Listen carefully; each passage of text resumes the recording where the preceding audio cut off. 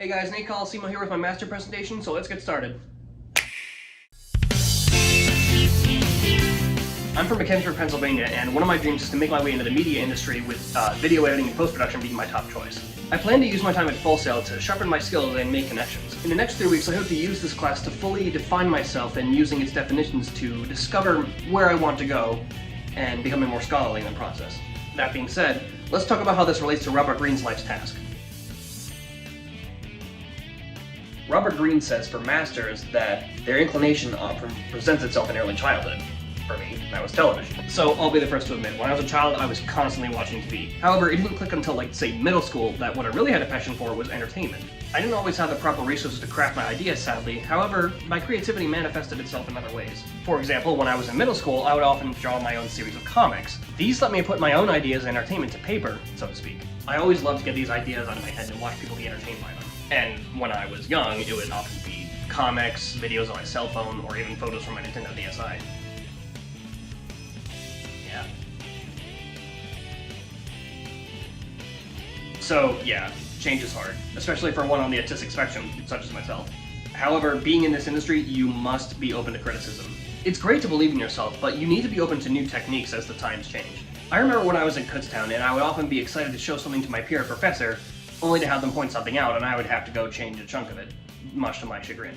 In the back of my mind, my ego would be angry at having to do the work over again, also thinking they just didn't get what I was going for. However, once I went forward with their advice, 9 times out of 10, they were correct, and the project would turn out even better.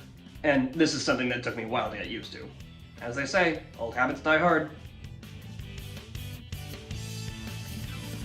So, the Ramachandran Path describes that from within your chosen field, you look for side paths that particularly attract you, and then you move towards that unoccupied niche. I'm reminded of a time when I was in college and I was put into a group to cover local businesses in the area for a news magazine show.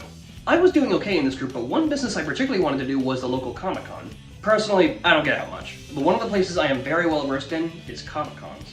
I led my group and shot the video, and even started it myself.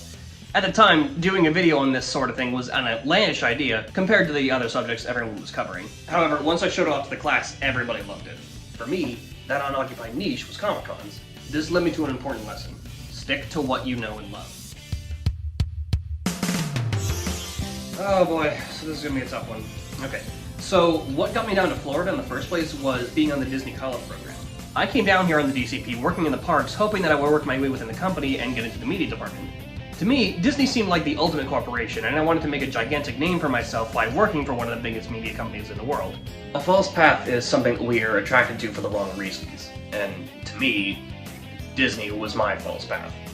Over time, I went from working to Splash Mountain to custodial. After that, I became part-time to working at ESPN Wide World of Sports. Then I was a mass checker at Disney Springs, back to ESPN. First I failed Spaceship Earth, then to the Epcot Experience Center, then back to ESPN again, then I failed Star Tours, then back to ESPN yet again, and the Epcot Experience Center.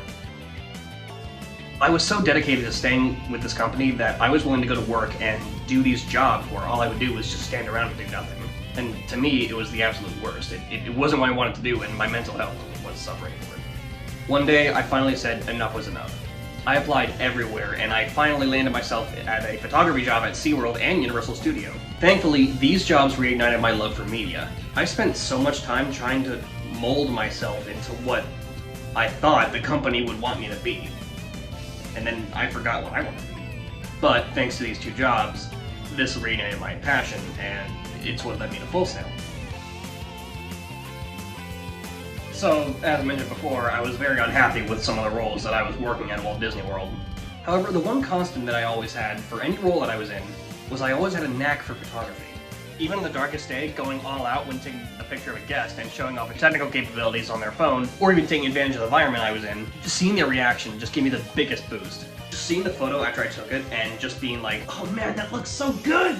And the little dopamine rush that came after it was just amazing. So that's what led me to my photography job at SeaWorld and Universal, and I was hired on the spot.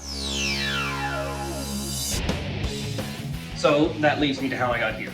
So I was happy that I finally got to return to what I loved doing after so long, but eventually I realized I needed to go even higher, which is what led me to get my master's degree here at Full Sail. Now that I'm here, I'm going to make a new life task. I'm going to get to know people here and make connections and sharpen my skills. become even better.